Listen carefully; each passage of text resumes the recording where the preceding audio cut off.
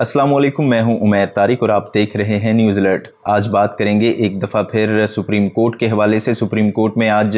3 रुकनी bench ने case की समाअत की। कल ये बेंच जो है वो 4 रुकनी हो गया था। आज सुबह जब केस की समाअत हुई पंजाब और खैबर पख्तूनख्वा में इलेक्शन के इल्तवा के हवाले से, तो जस्टिस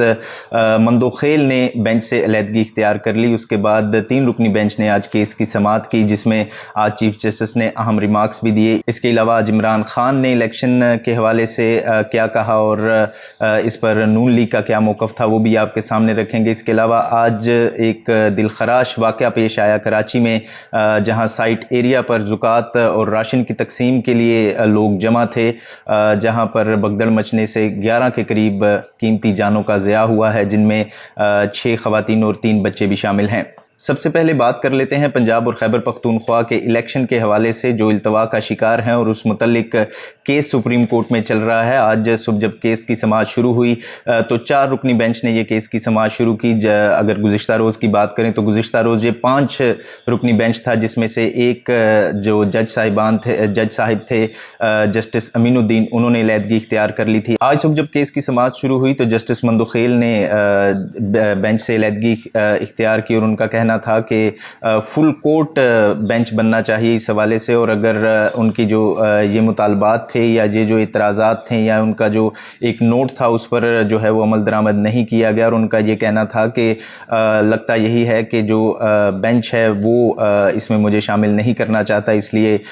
मैं इस बेंच से अलहदगी इख्तियार करता हूँ। और उनका ये कहना था कि मेरी ये दुआ है कि सुप्रीम कोर्ट आइन की बालादस्ती के लिए काम करे और ये जो मामलात हैं वो एहसन तरीके से सर अंजाम पाएँ। इसके बाद मोअज़्ज़ज़ जज साहिबान जो बाकी थे वो भी उठकर चले गए अपने चैम्बर्स में। उसके बाद जुमे की नमाज के बाद दोबारा केस की समाअत शुरू हुई। चीफ जस्टिस की सरबराही में अब 3 रुकनी बेंच केस की समाअत कर रहा है, जिसमें जस्टिस एजाजुल एहसन और जस्टिस मुनीब अख्तर इसमें बेंच में शामिल हैं। चीफ जस्टिस की सरबराही में 3 रुकनी बेंच ने जब केस की दोबारा समाअत शुरू की तो इस बेंच में जस्टिस एजाजुल एहसन और जस्टिस मुनीब अख्तर मौजूद थे। समाअत के आगाज़ पर पाकिस्तान बार कौंसिल के चेयरमैन एग्जीक्यूटिव कौंसिल अदालत में पेश हुए जस्टिस उमर अता बंदयाल ने रिमार्क्स दिए कि आपको बाद में सुनेंगे। जस्टिस उमर अता बंदयाल ने यह भी कहा कि आपकी जो राय है वो बड़ी अहम है और आप मेरे साथ अलग से मेरे चैम्बर में बात कीजिएगा, और मैं ये चाहता हूँ कि आप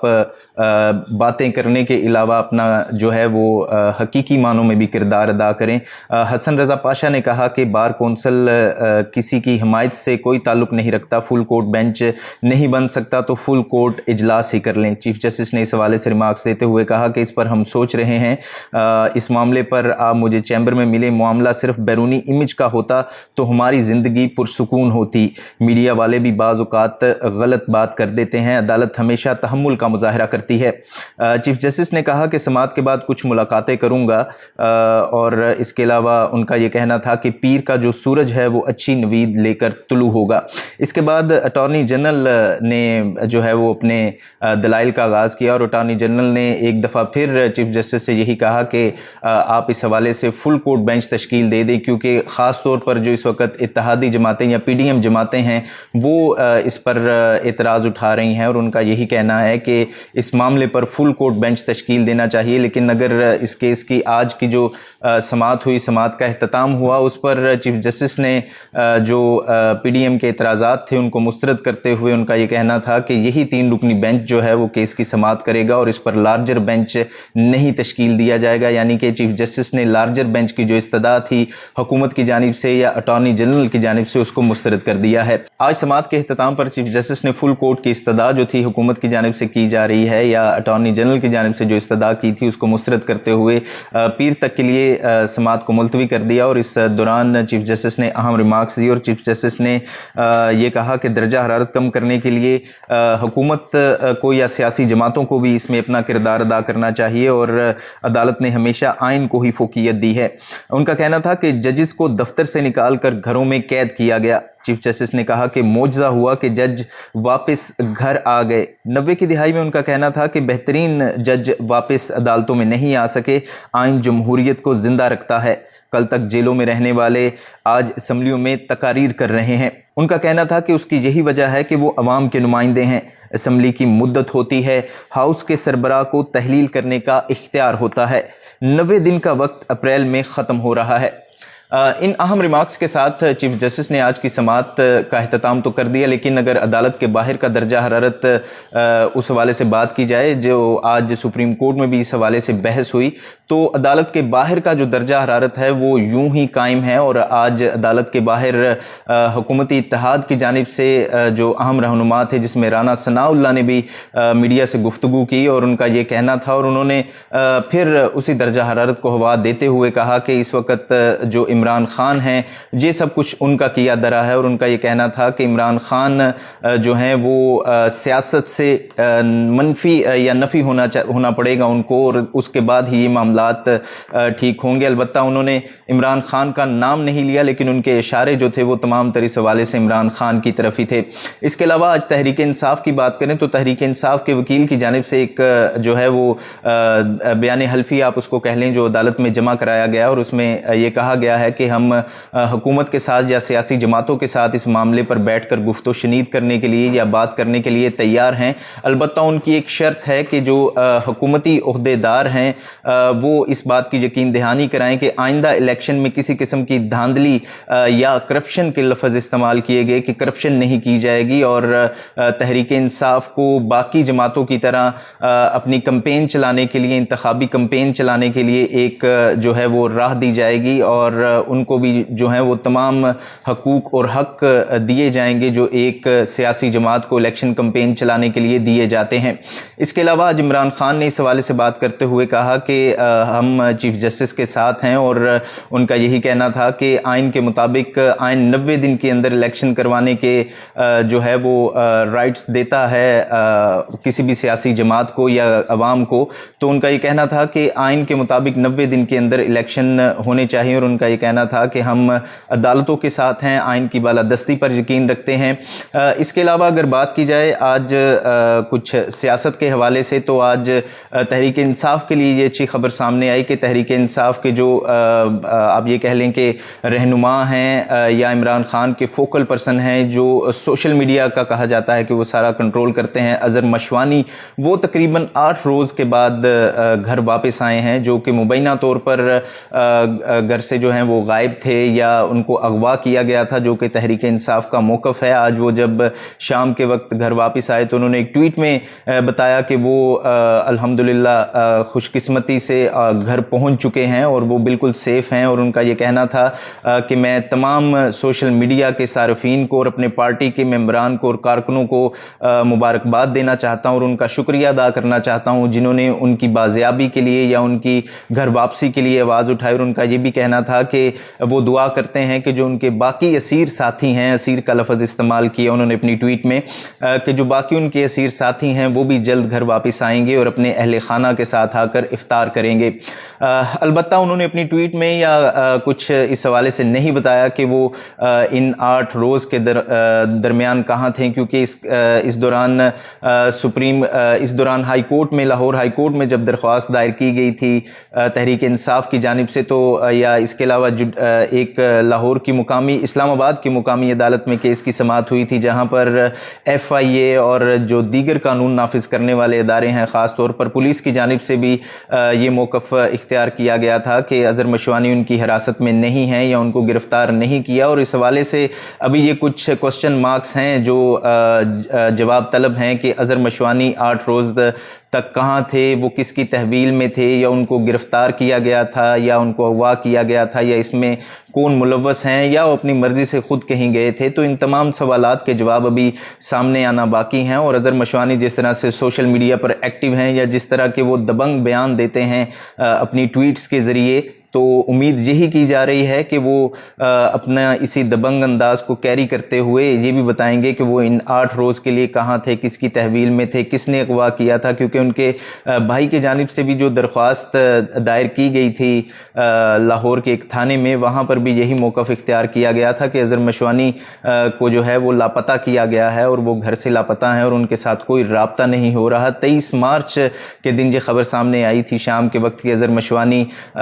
लाहौर में इमरान खान की रिहाइशगाह ज़मान पार्क पर जा रहे थे, जहां रास्ते से उन्हें गिरफ़्तार किया गया था या हिरासत में लिया गया था या उन्हें मुबैना तौर पर अगवा किया गया था। اس کے علاوہ ملکی حالات کی بات کریں تو آج کراچی میں ایک بڑا دل خراش واقعہ پیش آیا، جہاں پر کراچی کا ایریا ہے، فیکٹری ایریا یا سائٹ ایریا کہلاتا ہے، وہاں پر زکوٰۃ اور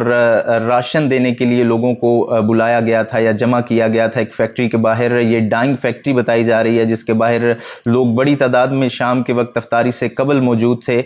جو کہ راشن لینے آئے تھے یا زکوٰۃ یا فطرانہ کی رقم لینے کے لیے وہاں پر موجود تھے۔ اور اس میں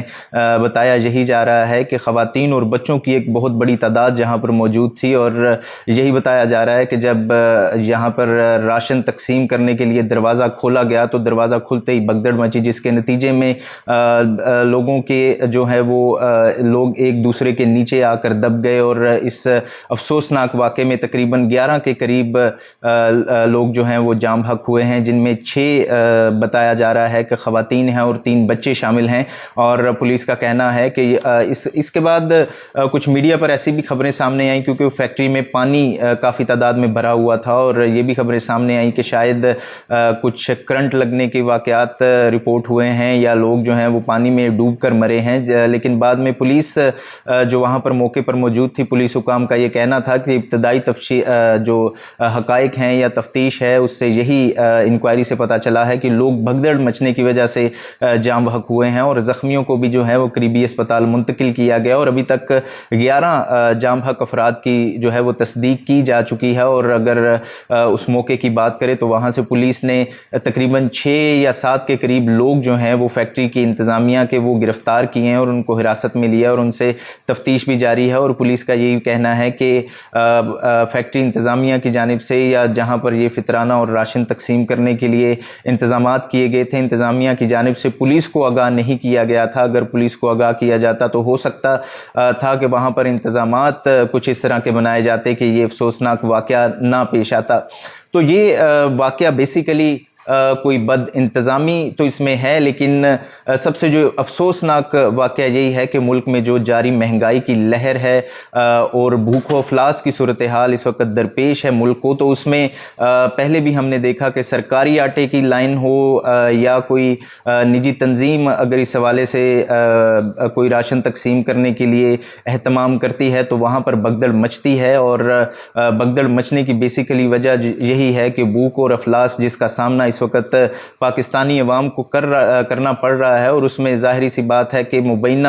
طور پہ تو نہیں کہا جا سکتا، صاف یہی نظر آ رہا ہے کہ حکومت کی غفلت کے باعث یہ تمام تر جو واقعات ہیں اس وقت جو جن مسائل سے پاکستان اس وقت گزر رہا ہے، خاص طور پر اس میں مہنگائی، بے روزگاری اور غربت کی وجہ سے جو تمام تر صورتحال اس وقت پاکستان کو درپیش ہے، وہ صاف سی بات ہے یا ظاہری بات ہے کہ حکومت کی نیگلیجنسی ہے۔ اس میں حکومت اس میں سب سے بڑی ملزم ہے، کیونکہ حکومت اس وقت تمام تر توجہ اپنے سیاسی مقاصد کو حاصل کرنے کے لیے مرکوز کر کے رکھی ہوئی ہے، یا اپنے جو سیاسی مخالفین ہیں یا سیاسی حریف ہیں ان کو دباؤ میں لانے کے لیے اپنی تمام تر جو توجہ ہے وہ اس حوالے سے اس طرف کیے ہوئے ہے۔ لیکن جو عوام کے بنیادی مسائل ہیں یا عوام کے بنیادی حقوق ہیں اس پر کسی قسم کی توجہ نہیں دی جا رہی۔ اگر گزشتہ 5-6 دنوں کی بات کر لیں تو ان 5-6 دنوں میں یا جب سے رمضان سٹارٹ ہوا ہے تو حکومت ایک طرف قانون سازی میں لگی ہوئی ہے کہ کسی نہ کسی طریقے سے الیکشن کو التوا مل جائے اور الیکشن ان کی مرضی کی ڈیٹ کے مطابق ہو جائیں، اور اس میں چاہے آئین کی بات ہو یا قانون کی بات ہو تو کسی قسم کی پرواہ نہیں کی جا رہی ہے۔ دوسری جانب اگر دیکھا جائے تو جب سے رمضان کا سٹارٹ ہوا ہے یا رمضان المبارک کا مہینہ شروع ہوا ہے تو تب سے لے کر آج تک یہ جو 11 اموات ہوئی ہیں، اس کے علاوہ 6 سے 7 اموات سرکاری آٹے کی لائن میں لگنے والے لوگوں کی ہوئی ہیں، اور بیسیکلی اس وقت جو پاکستان کی عوام کے مسائل ہیں اس طرف حکومت کی نہ توجہ ہے نہ اپوزیشن کی توجہ ہے، چاہے اس میں عمران خان شامل ہیں یا کوئی بھی سیاسی لیڈر شامل ہے، عوام کے مسائل پر کوئی بات کرنے کے لیے تیار نہیں ہے۔ سب اپنی اپنی انا کی دوڑ میں لگے ہوئے ہیں کہ اپنی انا اور اپنی سیاسی جنگ یا اپنے سیاسی مفاد کو حاصل کرنے کے لیے یہ جو ہمارے سیاسی لیڈران ہیں یا موجودہ حکومت ہے وہ کسی بھی حد تک جانے کے لیے تیار ہیں۔ آج تک کے لیے اتنا ہی، دیکھتے رہیے نیوز الرٹ۔